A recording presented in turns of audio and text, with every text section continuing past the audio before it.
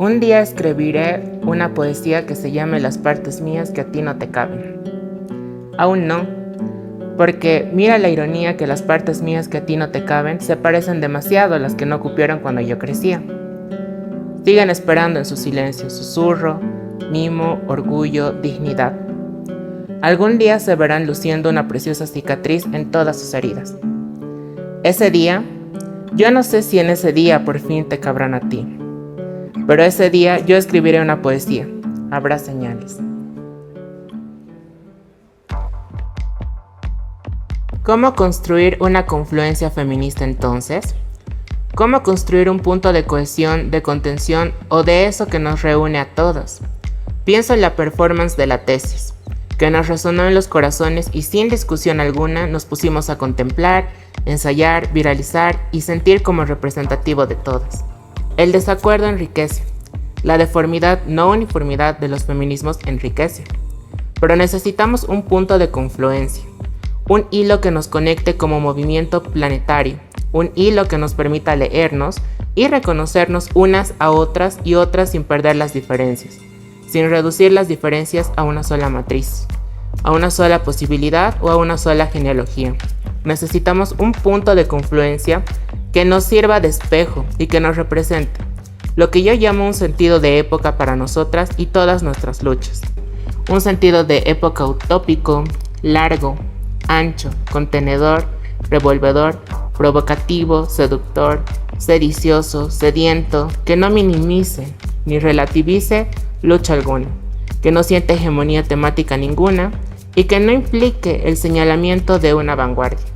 Ni la igualdad hombre-mujer, ni los denominados derechos de las mujeres funcionan como tales, porque ambos han sido deglutidos por el sistema, por el capitalismo, por el neoliberalismo, por la lavadora de la historia que los ha convertido en retórica desechable, para uso conveniente del político de turno. Tampoco luchas específicas como el aborto o contra los feminicidios han jugado ese papel porque son luchas circulares, reiterativas que en un juego macabro empiezan donde acaban, y si bien son fundamentales, reducen nuestro sentido político y se vuelven instrumentos de negación y uso de los estados y partidos políticos. Terminamos justo donde no queríamos estar, terminando siendo negociadas con las fuerzas conservadoras por los estados que nos chantajean una y otra vez.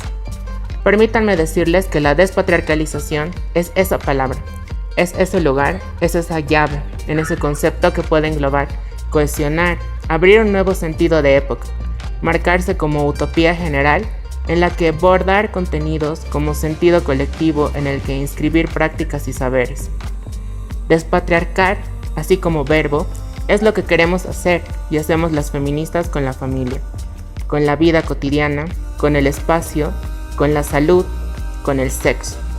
Lo nuestro no es un proyecto de derechos, es un proyecto de transformación de estructuras y la despatriarcalización como horizonte de época refleja precisamente eso.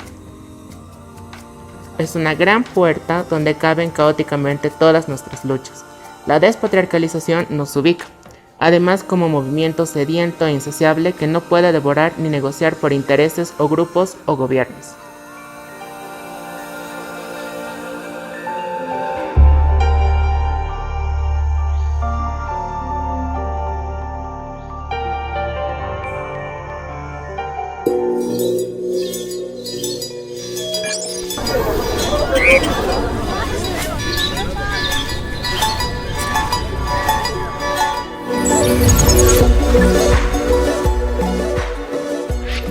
Bienvenidos y bienvenidas a esta nueva intervención callejera de Nación Marica. Como ya saben, estamos nosotras en esta actividad, en estas acciones de ocupar el espacio público, ¿no? Para nosotras es bien importante estar en el espacio público, apropiarnos del espacio público, porque históricamente y comúnmente se nos relega a las diversidades sexuales y de género, digamos, al espacio privado o relegadas a dos fechas específicas en el año, ¿no? Entonces nosotros creemos que estar en el espacio público constantemente, eso nos va a dar mayor visibilidad y también mayor incomodidad también si es que se quiere, ¿no? Y ahora en estas intervenciones callejeras estamos en la ciudad de Cochabamba, ¿no? Nos hemos venido con todo el equipo, con todas nuestras cosas para hacer las intervenciones callejeras aquí en Cochabamba. Y estamos ahora en los predios de la Universidad Mayor de San Simón, la universidad pública de aquí de Cochabamba. Y estamos acompañadas de Mía Sofía Vargas. Ella es abogada, activista, transfeminista y Juventudes de Cochabamba. Mía, bienvenida a Nación Marica. Muchas gracias, Roberto. La verdad me alegra mucho estar en este espacio. Bienvenida y muchas gracias por aceptar la invitación de nuestro programa. Y bueno, Mía, la pregunta inicial que hacemos a todas nuestras entrevistadas es preguntarles qué significa para ti el espacio público, qué entiendes por espacio público. Yo creo que el espacio público es en el cual nosotras transitamos sin tener que preocuparnos por nada, ¿no? O sea, nos pertenece por el simple hecho de ser humanos, ser humanas, y no debería preocuparnos el hecho de que en algún momento esto pudiera llegar a costarnos algo, o el hecho de tal vez incomodar o que pudieran sacarnos de esos espacios. Yo creo que es un espacio libre de todas y donde podríamos hacer lo que queramos. Tú, Mía, según lo que nos decías, estás estudiando antropología aquí en la Universidad Mayor de San Simón, ¿no? Sí. Contanos cómo es un poco tu experiencia en entrar a este espacio público, cómo ves y todo eso. La verdad, saliendo de un espacio privado, lo primero que te sorprende es el precio, ¿no? Porque es 14 bolivianos que pagas al año, en comparación de una matrícula completa, digamos, que pagarías en una universidad privada. Y lo otro es la gente con la que te conectas. Literalmente hay de todo, ¿no? O sea, desde gente que viene desde otras provincias, que hace el esfuerzo de llegar hasta ahí para estudiar, hasta personas que pueden ser tus vecinos, o literalmente son personas que has conocido en el colegio y te estás reencontrando luego de mucho tiempo. Y Mía, el acceso a la universidad pública ha sido también una conquista de la clase obrera, ¿no? O sea, el acceso al conocimiento en tiempos pasados era un privilegio de personas de clase que tenían dinero, ¿no? Entonces, como que ahora la universidad se apertura a estas otras, a las clases populares a las cuales nosotras nos sentimos identificadas, ¿no? Entonces, pero este acceso a la educación superior, pues no es gratuita, ¿no? Entonces es todo un esfuerzo que hay que hacer dobles, triples jornadas de trabajo y además también estar estudiando, ¿no? Entonces, y mi pregunta va por este lado. Tú, en tu experiencia, ¿quiénes vienen a la universidad pública aquí en San Simón? ¿Qué sectores de la población acuden a la universidad, ¿no? ¿Son de repente sectores populares, vienen más mujeres, hombres? ¿Cómo ves tú ese tema? Creo que eso depende igual de la carrera. Me he dado cuenta que, por ejemplo, en el área de ciencias sociales y humanidades, somos hartas mujeres ahora, ¿no? Y sigue habiendo ese estereotipo de que en ingeniería y en ese tipo de áreas no hay tantas mujeres todavía. Ahora, es cierto también que hay mucha gente que viene como de áreas rurales del campo, que sientan que viniendo acá, o sea, el hecho de estudiar la universidad es poder cambiar el estado en el que están, ¿no? O sea, ser parte de esa sociedad productiva que espera el Estado. Y ya estando dentro de la universidad nos empiezan a descolonizar, nos empiezan a dar la idea de que todo lo que nos han enseñado puede ser que esté mal o no, ¿no? Nos hacen cuestionar el hecho de por qué queremos ser productivas para el Estado. ¿Por qué lo que conocemos está bien o está mal? A mí en lo personal me ha sacudido eso porque yo asumía que todo lo que me enseñaban a mí durante la etapa escolar o incluso ya las últimas etapas antes de la universidad era como una verdad absoluta. Y yo siento que eso es lo que te permite, digamos, ¿no? Estar dentro de la universidad, el poder aperturarte a eso. Pero eso también va a influir bastante en cómo ha sido, ¿no?, tu desarrollo anterior a eso. Igual hay docentes que yo siento que van más por esa idea. También desarrollan nuestras ideas políticas. Eso es lo que me ha gustado de acá. Porque en una universidad privada, o sea, tú pagas y ya, te están dando un servicio, ¿no? Te están dando la educación, entonces no puedes reclamar. En cambio acá, el hecho de que sea un cogobierno, tanto estudiantes como los administrativos, ya que tiene la universidad, tomen esas decisiones. O sea, no pueden tomar una decisión sin consultarte a ti como estudiante antes. Y a mí me hace todo el sentido del mundo. O sea, si algo no me agrada, estoy en desacuerdo con un horario, con una infraestructura, con un sueldo que me parece innecesario para un docente que no enseña lo que enseña, poder reclamar. Y a mí me gusta que eso nos enseñen, digamos, a todas las estudiantes igual. Y Mía, el espacio universitario, como tú lo dices, además también es un proceso político, ¿no? Para el proceso de aprendizaje y todo, ¿no? No obstante, o sea, podemos hablar también de que si bien el acceso al conocimiento se ha aperturado, digamos, para las diferentes clases sociales, ¿no? Al interior de la universidad, ¿tú sientes que el conocimiento sigue siendo un privilegio de clase o no? ¿Cómo ves este tema? ¿Sabes? Hay algo muy interesante que pasó este año. Con lo del censo, han dejado que varias personas puedan postular a una carrera sin dar examen de ingreso, que era el único requisito, digamos, que te ponían acá, tal vez. Y literalmente esas carreras reventaron, ¿no? O sea, como antes se habían llenado. Por ejemplo, antropología, que te digo, era una carrera desierta. Materias con una o dos estudiantes, ahora están llenísimas.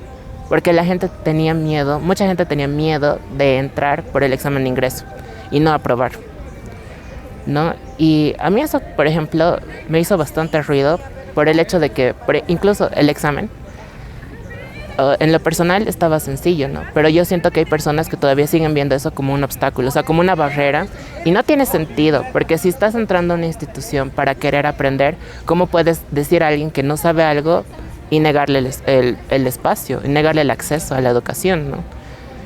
A mí me parece importante eso más que todo, el hecho de querer aprender. Y si estás entrando a la universidad, o sea, debería apreciarse más eso, no el hecho de que por sus capacidades o en la manera en la que ha crecido, tal vez no tiene toda la educación que esperan dentro de este grado. Entonces poder adaptarse a eso, ¿no? Y en lo personal considero que la educación sigue siendo un privilegio, lamentablemente, porque incluso para nosotras, ya hablando de personas trans, por ejemplo, es bastante complicado. Estamos hablando de un espacio público, una universidad pública, sí, educación pública. ¿no? Porque, o sea, ya digamos reduzcamos el costo, ¿no? 14 bolivianos, entonces dejamos de un lado la parte económica. Sí. Pero está el estigma social que siempre ha estado presente, ¿no? Y quizás ha minorado bastante, pero sigue siendo como eso que está ahí. Y el hecho de lo administrativo igual, porque nos ha pasado aquí en Cocha, que hemos visto con la Casa Trans de Cochabamba, casos de chicas que sí querían inscribirse, o sea, tenían toda la intención del mundo. Ya. Pero no hay una regulación del trámite administrativo dentro de instituciones públicas, dentro de todas las instituciones públicas de la ley 807. Y lo que ha pasado es que la compañera ya tenía su carnet de identidad, ya había hecho todo su cambio, menos su título de bachiller, y era migrante porque era de Guanuni. Entonces, para hacer su cambio del título de bachiller, tiene que ir hasta allá. Y ella ya quería entrar a la universidad, entonces se inscribió con su carnet. Pero cuando le pidieron el título de bachiller, ella lo llevó. Y obviamente estaba con su nombre anterior. Entonces, la estigmatizaron. Sus compañeros igual, o sea, como que se cerraron a la idea de que ella sea parte de eso. Los administrativos le dijeron, no, si es que esto dice tu título de bachiller, entonces así te tengo que inscribir. Pero si su carnet de identidad ya dice otra cosa, ¿no? Y, o sea, independiente de todo eso, incluso el hecho de que ella pudiera mencionar su incomodidad por su identidad, o sea, no se respetó, ¿no? Y hay así varios casos aislados que limitan a las compañeras todavía a poder estar dentro de la universidad. Entonces yo siento que por eso, o sea, las chicas que estamos estudiando ahorita, las chicas trans y los chicos trans también que están estudiando dentro de la universidad pública, nos siguen diciendo privilegiadas. Y es cierto. O sea, hay que asumir esa idea, pero no quedarnos tampoco ahí, sino ayudar, que es lo que hemos estado haciendo últimamente, para que podamos apropiarnos de este espacio académico. Eso es bien importante lo que dices, ¿no? Apropiarse de este espacio académico. Y también lo que mencionas, ¿no? Es como que un obstáculo, no sé si decirlo opresión, digamos, pero es un obstáculo para las compañeras trans, por ejemplo, enfrentarse al proceso burocrático al ingresar, por ejemplo, a la universidad pública, digamos, ¿no? Con este tema de la ley 807 y todo eso, ¿no? Y además, sumado también, sabemos muchas de nosotras, ¿no? que hemos estado en la universidad pública, que estamos en la universidad pública, que el proceso los índices de deserción es muy alto, ¿no? En los compañeros, compañeras, especialmente en las compañeras mujeres, ¿no? por ese tema de un patriarcado que tiene que hacer doble jornada de trabajo, que tiene que trabajar, tiene que solucionar su cotidiano antes que estudiar, ¿no? Entonces, en esa medida sigue siendo un privilegio la educación pública incluso, ¿no? Entonces, podemos hablar de eso. Y justo has tocado un tema muy importante que también queremos reflexionar contigo, Mía. Estás escuchando Nación Marica a través del canal de YouTube de Movimiento Maricas Bolivia y estamos acompañadas aquí en los predios de la Universidad Mayor de San Simón, de la Universidad Pública aquí en Cochabamba. Estamos acompañadas de Mía Sofía Vargas, ella es abogada, activista transfeminista y Juventudes de Cochabamba. Y Mía, como te decía, tú has tocado un tema importante, no sé, ese ingreso a las compañeras trans, que hay estos obstáculos, ¿no? ¿Qué otros obstáculos tal vez hay de las compañeras trans que ingresan a la universidad pública? No, o sea, uno es el tema del burocrático, el tema de la ley 807 que el Estado todavía no termina de hacer funcionar, digamos, y no depende de nosotras, de una misma, ¿no ven? Hacer funcionar esto. Pero ¿qué otros obstáculos encuentras, digamos, en tu experiencia de entrar como una mujer trans visiblemente, digamos, ¿no? El hecho de ser visible o no ser visible, o sea, ¿cómo estás manejando tú especialmente? Bueno, la verdad siento que tengo la oportunidad de estar en los dos espacios, ¿no? Pero de manera visible te podría decir, por ejemplo, que la universidad te incentiva a tener como esa idea, ¿no? Incluso en cualquier carrera te dicen, ¿no? ¿En qué te vas a especializar luego? Y te vas a especializar en lo que a ti te ha gustado dentro de la carrera, a tener esa idea, tu cosmovisión propia de lo que es desarrollar esa carrera que estás estudiando. Entonces, si yo desarrollo mi idea en base a, no sé, por ejemplo, mi identidad, ¿no? En derecho me ha gustado mucho, por ejemplo, derechos humanos. Y he ido desarrollando también el tema de la idea del reconocimiento legal de personas trans. Pero ¿qué pasa con los docentes que no creen en la identidad de género? Que no respetan ese hecho. O sea, dicen, para mí lo que importa es sexo biológico y punto, ¿no? O sea, a pesar de que no son doctores, no son científicos, no manejan el área física-química, son abogados de derecho, manejan ciencias sociales, y el género es una construcción social, ¿no? Pero igual, ellos dicen, no, lo que ha creado Dios es esto. Incluso se dejan influenciar por sus ideas religiosas. Y te lo manifiestan en clases. O sea, el problema ya también, otro problema que nace ahí es eso. El hecho de que te manifiestan una idea personal y lo llevan contra ti durante el desarrollo de una materia, durante el desarrollo de un periodo de clase. Y se nota, porque... O sea, te dicen, y esto yo he visto que ha pasado con muchas compañeras, incluso acá en la San Simón, que estudian comunicación, por ejemplo, cuando hacen trabajos de campo y deciden hacer sobre la casa trans, por ejemplo, porque hemos recibido bastantes universitarios y universitarias de acá de la San Simón. Luego reciben críticas, pero no del fondo, de la forma, ¿no? Porque eso es lo peor. Ellas se esfuerzan por hacer su trabajo, el tema es bastante interesante y nos permiten visibilizar varias cosas, pero por el hecho de ser trans es como que buscan qué está mal. Y ese problema son de los docentes, que en vez de enseñar de manera objetiva, tal vez podríamos decir, se dejan llevar por principios y creencias que son personales y que están influyendo en su ser profesional. Estos prejuicios que tú dices, ¿no? Que están también presentes en la educación pública en la Universidad Mayor de San Simón, ¿no? Es otro como obstáculo que los compañeros y las compañeras trans como que tienen que enfrentar, ¿no? En todo esto, ¿no? Sí.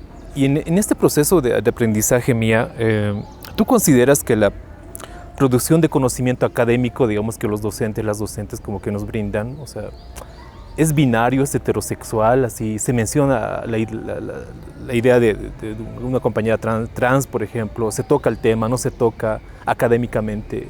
¿Cómo ves este tema? Al menos en antropología, de repente, si hay algún como lección, digamos, un tema, digamos, de transgénero, trans, digamos, o no se toca esos temas. Te cuento que en antropología sí. Y esto ha sido, pero recién este año, o sea, literalmente este año ha cambiado absolutamente todo y me parece muy interesante. Porque el año pasado han desarrollado, justo acá en la San Simón, cómo modificar la currícula para aplicar la perspectiva de género. Me hubiera gustado que sea igual la interseccionalidad, ¿no? Y que está de cierta manera, pero el enfoque es perspectiva de género. Justamente eso ha sido porque en una investigación que han realizado el año pasado, se han dado cuenta de que la única carrera que tenía una sola materia de perspectiva de género era trabajo social. Y no hacía sentido con todas las carreras que tiene la Universidad Mayor de San Simón, con, o sea, todas las áreas de las ciencias sociales, humanidades, incluso en psicología, ¿no? El hecho de poder desarrollar dentro del ser qué es el género y cómo afecta esto al ser una construcción social. Pero entonces para subsanar esto han hecho eso, aplicar dentro de las mallas curriculares y plan global la perspectiva de género. Y esto, incluso estando dentro del primer semestre de antropología, he podido notar. Obviamente hay algunas cosas que recién se están tocando por primera vez, 2024, pero por primera vez, el tema de la idea de ser trans y transgénero. Un docente, me acuerdo, por ejemplo, decía, hay 4 formas de ser trans. Y, o sea, en mi cabeza, al ser trans, decía, ¿cómo? ¿No? Y, o sea, a mí me parecía interesante cómo ellos trataban de desarrollar su idea de qué es ser trans y tratar de hacerlo, no sé, como algo científico y decir la fase trans y empieza por primera vez como esto y como esto. Y yo, como una persona que lo vive, o sea, me preguntaba si realmente lo hacía, ¿no? Porque es muchas veces como de esos procesos que la gente trata de describir, pero no es hasta que una vive esas cosas que se da cuenta.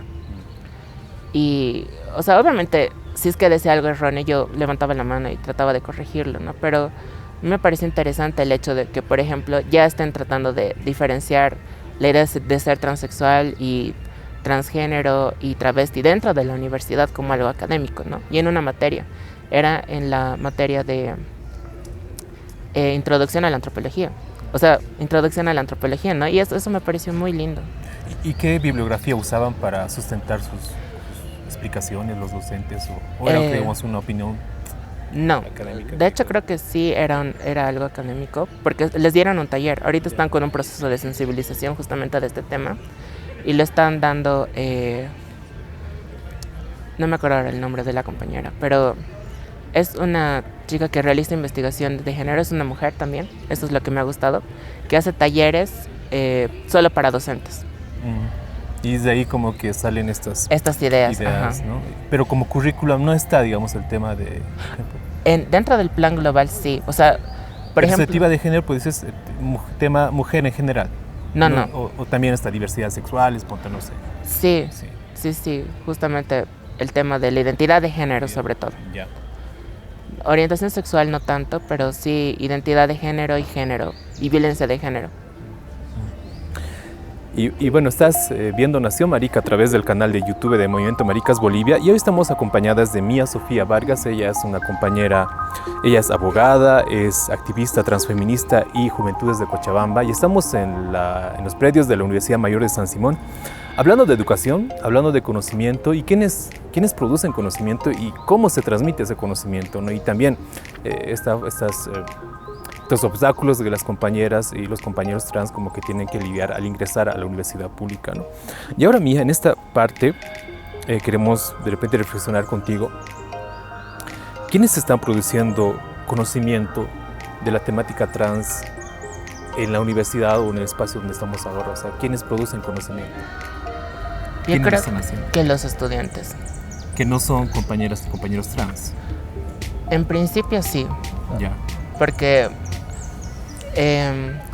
muchas iniciativas que he visto, por ejemplo, de temas trans, documentales, por ejemplo, de la carrera de comunicación, o en trabajo social igual, que han venido a la casa trans, son estudiantes que nunca han visto una persona trans en su vida, ¿no? Llegan y es como que, ay, pero, o sea, se interesan por el tema, ¿no? Yo valoro eso, pero sí influye bastante el ser trans dentro de esos trabajos.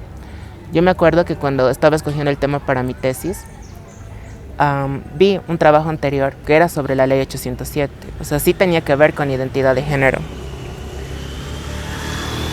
El problema es que se hizo esa tesis el 2018. La chica que lo hizo era una chica cisgénero heterosexual y lo hizo desde una perspectiva totalmente ajena a la realidad. O sea, por ejemplo, mezclaba el hecho de ser gay, lesbiana, con el hecho de ser trans. Y eso ocurría bastante dentro de la época, ¿no? Por eso es que también se ha producido la sentencia constitucional 0076, que ha hablado 2017. Porque mucha gente asumió que con la ley de identidad de género, 2 hombres se estaban casando. Porque no reconocían la idea de que una mujer trans era una mujer. Para ellos eran 2 hombres se están casando, ahora el matrimonio gay es legal en Bolivia y la vida se va a perder como la conocemos. Adiós los valores familiares. esa tesis abordaba desde esa perspectiva el tema de la ley de identidad de género. Es una tesis que ya está aprobada desde el 2018 y lo que proponía era un reglamento de la ley 807, porque según ella se podía realizar como alguna vulneración de derechos, o las personas que cometían un delito al cambiar de género ya no asumían su responsabilidad. Son argumentos de los fundamentalistas, ¿no? Exacto. Sí. Y a mí me ha sorprendido y yo decía, wow, ¿cómo esto ha estado en una universidad y ha sido aprobada por gente de derecho que en teoría conoce la ley? Si la ley no dice esto en ningún momento, incluso aclara que es identidad de género. Entonces yo ya cuando desarrollé mi tesis como una mujer trans y en relación a los derechos que ha vulnerado la ley, la sentencia constitucional 0076/2017, que es el limitar los derechos de las personas trans para volver legal la ley 807, ha hecho que, por ejemplo, quizás me estoy saliendo un poco del tema, pero que las leyes que hay dentro de nuestro país, que son de género, sean a interpretación judicial cuando se trata de personas trans. Porque hay una división entre el ser hombre, mujer y ser trans ahora, legalmente.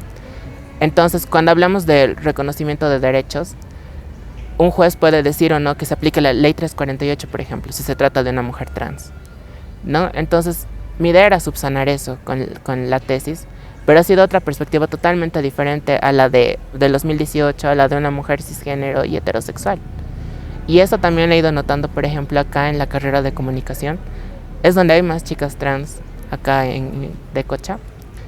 Y han hecho un documental también ellas sobre la Casa Trans de Cochabamba, como incentivando a que más gente vaya. Y fue lindo, porque no lo abordaron desde una perspectiva, ella es trans y ser trans es esto como conceptual, ¿no? De darte un pantallazo a ti que nunca has visto una persona trans y definirte que es una persona trans, cómo debería verse una persona trans. Era dirigida a personas trans y con números de referencia y con cosas que nos interesan a nosotras. Por ejemplo, el tema de terapia de reemplazo hormonal, el acompañamiento entre pares para acompañarnos a hacer el cambio de nombre, o incluso el hecho de ayudarnos a comprarnos ropa, porque es lo que a las chicas que están iniciando les da más miedo, ir a una tienda y decir que la ropa es para ella. Entonces, son cositas que son vitales, ¿no? Exacto. Sí. Y ahí te das cuenta, ¿no? Cómo pasa de un trabajo de alguien externo que nunca ha visto una persona trans y lo que trata es como definirlo para que más personas como esa persona entiendan qué es ser trans, a una chica trans que se dirige a otras y les indica cómo hacer el tema de la transición, dónde pueden ir si necesitan ayuda, ¿no? La perspectiva es otra totalmente. Y eso me parece interesante, ¿no? Tú nos decías de que, bueno, alguien externo, una persona externa que no es parte de nuestra realidad podía abordar este tema, o bien desde el prejuicio, o tal vez desde el desconocimiento también, digamos, por más buenas intenciones que tenga, ¿no? Puede como que cometer varios errores, ¿no? Entonces, ante esta realidad, tú nos comentas, Mía, es que es importante como que asumir nuestra propia realidad y estudiarla y apropiarnos también del conocimiento que es nuestro cuerpo, nuestra vida, nuestro cotidiano, ¿no? Entonces, esa práctica que tú dices y que tú también lo has hecho a través de tu tesis, ¿no? Esa práctica es muy presente en las compañeras trans, de repente, en el espacio universitario. O sea, se animan siempre a hacer temas trans, ¿no? Porque les convoca, porque les convoca y saben que eso es necesario, ¿no? O tal vez debe haber compas que no, sabes que no quiero hablar de tema trans, pero estar fuera de todo eso, ¿no? Entonces, ¿hay esa sensación, esa motivación para hacer esto? Ahí tal vez habría que aclarar primero el tema de la visibilidad, ¿no? Es una elección, totalmente. Independientemente de muchos factores, como el hecho de que se nota que eres trans o no, o el hecho de tener las circunstancias sociales en las que estás. Y hay compañeras acá, por ejemplo, que no son visibles. O sea, prefieren pasar desapercibidas y quizás es lo más seguro si quieres acabar tu carrera. Pero hay chicas que sí son visibles. O sea, por ejemplo, las chicas tiktokers que tenemos igual harto acá en Cocha, que son estudiantes universitarias y también son tiktokers. Entonces son visibles, hablan de su identidad en redes y ejercen, digamos, ya esto como una persona común. Y ellas, sobre todo ellas, son las que generan este tipo de trabajos, contenido académico, ¿no? Pero el problema con esto es que siempre va a ser una batalla. Porque a mí me planteaban siempre ese problema dentro de mi tesis. Necesitas ser objetiva, ¿no? Y, o sea, yo me cuestionaba, ¿qué es ser objetiva? Si ahí están los hechos. Porque yo trataba de hablar de un dato, por ejemplo, que por ejemplo, en Cochabamba hemos registrado el año pasado 38 casos de violencia que no han llegado ni siquiera a una etapa investigativa contra mujeres trans, pero preferían no mencionar el hecho de que ha ocurrido eso. Porque decían, no, es que no está siendo objetiva. Pero, o sea, si yo conozco el hecho y sé que se tratan de cosas que pasan, ¿por qué eso es no ser objetiva? Por el simple hecho de decir que, o sea, tal vez yo he presenciado esos casos, yo conozco de estos casos, y no tal vez otras autoridades, o por el hecho de que no hayan llegado hasta otro momento, tal vez judicial o de una institución pública, ¿no? Y ahí te cuestiona bastante incluso el tema de los datos. Porque mucha gente, o sea, si dices la Casa Trans ha recopilado estos datos, ¿qué tiene más peso? ¿Que la Casa Trans o que la FELCC o que la Defensoría del Pueblo haya sacado un informe con tantos casos? ¿No? Pero eso yo creo que es la barrera principal en estos productos, textos académicos que producimos las propias personas trans. Te cuestionan la objetividad, te cuestionan, si es que son como esos docentes que te mencionaba tal vez, el hecho de que, o sea, ¿en qué está fundado? ¿Cuál es tu sentido? Porque ellos se basan en esa verdad absoluta, ¿no? De que todo es científico, todo es esa dicotomía, es el binarismo de género, solo hay hombre y mujer. Y, o sea, absolutamente todos esos factores se ponen como una barrera. Y ya depende de ti si quieres ir contra esa barrera o no. Y ahora, Mía, en toda esta experiencia de estar en el proceso universitario, de aprender y todo, ¿no? ¿Hay autoras trans de repente que están haciendo conocimiento en Cochabamba, no sé, desde algún artículo, una opinión de repente? Alguien que esté produciendo conocimiento trans, digamos, aparte de las compañeras estudiantes, digamos, que están haciendo, digamos, su camino también. ¿Existe literatura trans, digamos, académica? ¿O no existe todavía eso? En lo personal, no conozco compañeras que, por ejemplo, hayan publicado quizás un artículo, una opinión, ponte algo así de repente, reflexiones quizá que nos puedan ayudar a entender también esto, ¿no? Quizás podría mencionar a activistas, ¿no? Que son usualmente las personas más visibles que conocen del tema. Por ejemplo, hay una compañera que se llama Billy. Ella sí crea artículos científicos. De hecho, ella es capísima para el tema de la investigación y ha hecho varios temas trans. Pero ella, por ejemplo, prefiere mantener el tema de su identidad igual aparte, ¿no? Por eso usa el seudónimo Billy. Y hay compañeras, por ejemplo, como tal vez por mencionar algunas, Chantal Cuellar, ¿no? Que ella sale, pero no son como artículos publicados, son entrevistas. Y lo mismo ocurriría con la doctora Alexandra Charlotte Paredes, que es la abogada de la Casa Trans, y ha hecho múltiples informes también sobre la situación de personas trans en Cochabamba. Y en estas tesis igual hay, de repente conoces experiencias de compañeras trans que han hecho, por ejemplo, su proyecto de tesis para titularse, su proyecto de grado, no sé, que ha abordado la temática trans, digamos, siendo trans, o todavía ese camino se está empezando recién. Bueno, tú ya has iniciado, o sea, estuviste en ese proceso, ¿no? Sí. ¿Conoces otras experiencias también que hayan hecho una tesis, digamos así, con este tema? Que también han sido compañeras trans, digamos. De hecho, sí, solo una, pero es Sara Andrea, la TikToker. Sí. Ella hizo un proyecto de grado en la carrera de comunicación en UNITEP, que era relacionado a las mujeres trans en el deporte. Ah, mira tú, qué interesante. Y esas cosas de alguna forma te ayuda muchísimo, ¿no? Porque justo hace mucho tiempo hablábamos con una compañera en otro contexto, decía, ¿no? O sea, ¿qué necesidad de hablar de la temática trans y escribirla y plasmarlo en un libro, digamos, ¿no? Exacto. Ella decía, de repente, alguien que está en su proceso de reconocimiento y reconstrucción de su identidad, capaz que se encuentre con este texto que tú has escrito de repente, ¿no? Y diga, sí, ¿no? Además lo ha hecho una compañera trans. Entonces, como que ese ejercicio de motivación para que siga su lucha es bien importante, una lucha personal de repente, ¿no? Eso me parece muy importante, que esté ahí el conocimiento, ¿no? Que esté plasmado en un texto y esté ahí para que alguien lo vea. de aquí a muchos años. Y no necesariamente desde el tema de abordar sexualidad, género, ¿no? Porque la identidad trans está en todo. Y ella, por ejemplo, lo hizo porque le encanta mucho el tema de la locución, sobre todo la locución de partidos de fútbol. Entonces dijo, ¿por qué no hablar de eso en mujeres trans? Y de eso se trató su investigación. Y bueno, estás viendo Nación Marica a través del canal de YouTube de Movimiento Maricas Bolivia. Y hoy estamos acompañadas de Mía Sofía Vargas. Ella es abogada, activista transfeminista y juventudes de Cochabamba. Y estamos en esta intervención callejera en los predios de la Universidad Mayor de San Simón de Cochabamba, la universidad pública. Y bueno, Mía, ya para esta última parte de este programa, queremos hablar un poco de los transfeminismos, ¿no? Entiendo que tú eres integrante del movimiento transfeminista de Bolivia. ¿Y cómo están entendiendo el transfeminismo o qué es el transfeminismo para ustedes? A mí me parece muy interesante hablar de esto porque hay mucha gente que malinterpreta la idea del transfeminismo. Partiendo de que usa el prefijo trans, ¿no?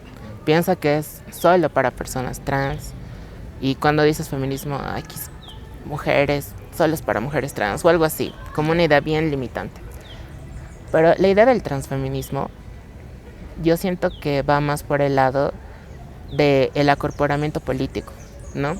El hecho de asumir nuestra identidad, nuestra cuerpa política, como ese movimiento que va en contra del binarismo de género.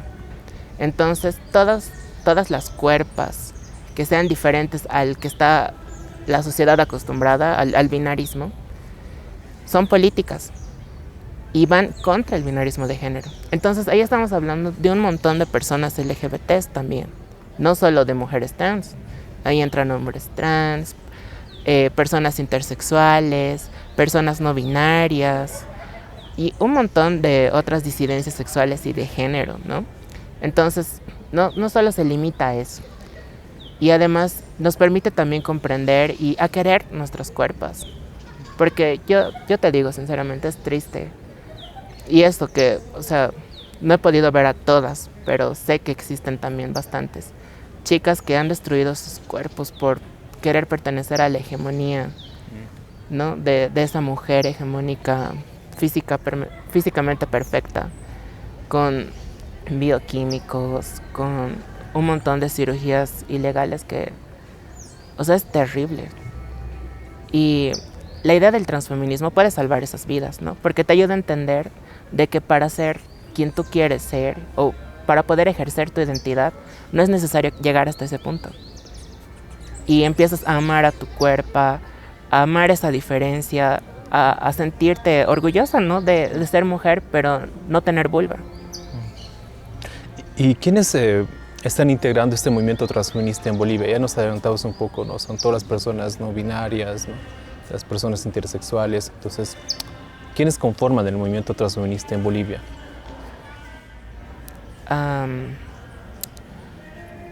Yo siento que, como te decía, ¿no? Todas esas personas que sienten que su cuerpo no pertenece al binarismo de género o que salen de todo ese canon que establece esa hegemonía patriarcal. Todas esas personas podrían identificarse tranquilamente como transfeministas y ejercer ese movimiento político desde sus cuerpos. ¿Y por qué adoptar el feminismo también como un horizonte de lucha, ¿no? En el caso de los transfeminismos, ¿no? Porque podemos entender que una compañera trans también puede ser no feminista, ¿no? Entonces, en tu caso, es el movimiento al que perteneces, eres una compañera transfeminista, o sea, obviamente que el feminismo es tu horizonte de lucha, ¿no?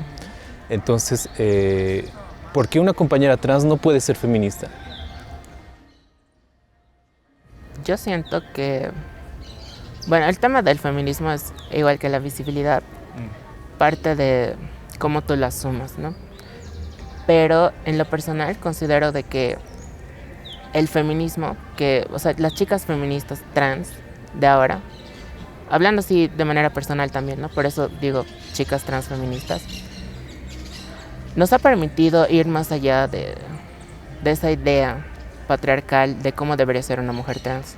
Porque el hecho de pensar que una mujer trans tiene que ser trabajadora sexual, tiene que estar bonita todo el tiempo y que tiene que ser sumisa ante los hombres es patriarcal, totalmente. Y es algo que a los hombres les gusta bastante, porque dicen, ay, a mí me gustan las mujeres trans porque sí saben ser mujeres, no como las de ahora, que andan con su pelo corto, usan pantalón y ahora buscan ejercer un cargo de poder. Y ahí tú te das cuenta entonces cómo es esa idea que se desarrolla del feminismo en una persona trans. Las chicas trans de ahora, como te digo, al menos una mayoría, está tratando de asumir un espacio dentro de los espacios académicos. Está tratando de conseguir un trabajo, más allá del trabajo sexual, ¿no? Que lo cual es digno y hay muchas chicas trans que también lo siguen ejerciendo ahora, pero muchas veces no es por elección, ¿no? Y buscan como que tratar de desligarse de ese estereotipo. Y eso es lo que ha permitido el feminismo en nosotras, ¿no? Y también prevenir muchos casos de violencia, porque las muertes por transfeminicidios que han ocurrido en Bolivia, en su mayoría justamente es por ejercer el trabajo sexual o por tener una pareja violenta. ¿Y por qué no ves como esas luces rojas dentro de una relación con tu pareja? No es que no las ves, es que las aguantas porque piensas que no vas a encontrar a nadie más por ser trans, ¿no? Y esa sigue siendo una idea patriarcal. Y eso es lo que ha hecho el feminismo en nuestras vidas, digamos, el poder salvarnos. Yo siento que el feminismo es un paraguas dentro de las vidas de las personas trans. Una ayuda que nos permite vivir más tranquilas con nuestra cuerpo y con ser diferentes. Y Mía, hablamos siempre de esta, no sé si es interseccionalidad, bueno, es interseccionalidad como que pasa por nuestros cuerpos, no sé, las opresiones, pero a un nivel, digamos, más organizativo, de colectivas, no sé, cómo el movimiento transfeminista se conecta con otras luchas, ¿no? Están haciendo ese ejercicio político de conectarse con otras luchas del y cuáles son esas y cuáles son esas colectivas, esas agrupaciones que no son transfeministas de repente, no sé, ponte sindicatos, juntas de vecinos, no sé, me ocurren varias otras colectivas de repente, no sé. ¿Hay esas conexiones? ¿Están haciendo esas conexiones? Sí, justamente porque es importante. Una de las más grandes es con la Universidad Mayor de San Simón, por ejemplo. Precisamente. Sí, el año pasado el documental de realidades de personas trans ha sido en el aula magna de humanidades acá, ¿no? Y es algo que justamente se ha aperturado por el hecho de haber personas transvisibles acá. Los rectores ya son conscientes, las autoridades acá ya son conscientes de que estamos acá, entonces de alguna manera se están aperturando esos espacios. Igual el CESU, por ejemplo, que nos ha permitido a las compañeras trans y justamente al movimiento transfeminista el poder realizar actividades en conjunto. Pero más allá, digamos, de los espacios académicos, también están las juventudes. Porque algo que sí se ha reconocido dentro del movimiento transfeminista es la horizontalidad. Porque sigue existiendo dentro de las colectivas LGBTs, sobre todo, que esa diferencia generacional, ¿no? Y que el cargo de poder siempre lo va a ocupar como que la persona mayor, la persona que tiene más experiencia y usualmente que es su género es masculino, ¿no? Entonces con esa horizontalidad ha permitido que muchas juventudes, muchas chicas jóvenes ocupemos esos espacios sin necesidad de esperar, digamos, hasta que ocurran esos años para poder ser tomados en cuenta como en serios, de poder empezar a asumir proyectos, empezar a asumir estas como coordinaciones y colaboraciones para crear redes desde nuestro ser joven. Eso ha ocurrido con varios movimientos de juventudes, con la RELIT, por ejemplo. La ley de prevención del embarazo adolescente está contando con el movimiento transfeminista acá en Cochabamba. También el CIES y la Red Tú Decides, que son también de jóvenes y derechos sexuales y reproductivos, ahora cuentan con el movimiento transfeminista, para que también, o sea, más allá de que nosotras seamos parte de eso, tengan en cuenta en todas sus decisiones y todo eso, el tema de la identidad de género. Porque nos parece importante que justamente en esos espacios esté presente eso. Y lo último sería dentro del espacio jurídico, que es algo que ha sido desde el año pasado nomás, pero nos ha ido bastante bien, que es el tema del acceso a la justicia. Hemos trabajado con organizaciones como Fundación Construir y el Tribunal Departamental de Justicia de Cochabamba, donde la fiscal departamental de Cochabamba nos ha aperturado una entrevista para saber cuál es la situación actual de investigaciones de casos de violencia de personas trans en Cochabamba y también abrirnos la puerta para ocupar un lugar dentro de la escuela de fiscales, ¿no? Entonces, todas esas áreas de manera interdisciplinaria, interseccional y con un enfoque tal vez un poco más diverso, hemos tratado de expandir la idea del movimiento transfeminista, ¿no? No solo feminista, no solo el tema de las sexualidades y de género, sino ir más allá, transversal. Y bueno, Mía, muchas gracias por estar en Nación Marica y bueno, te agradecemos mucho por estar en este espacio, por acompañarnos y compartir también tu conocimiento, tus ideas sobre lo que hemos hablado. Muchas gracias por estar en Nación Marica. A ustedes por el espacio. Y bueno, con nosotras va a ser hasta otra intervención callejera. Ya saben, nosotras estamos publicando un video nuevo en nuestro canal de YouTube de Movimiento Maricas Bolivia. Así que por favor suscríbanse, denle like, no sean malos, no sean malas. Haciendo que este contenido llegue a más personas harán de que pues, estas ideas circulen como nosotras siempre queremos, ¿no? Y va a ser hasta otra intervención marica, en Nación Marica precisamente. Chao.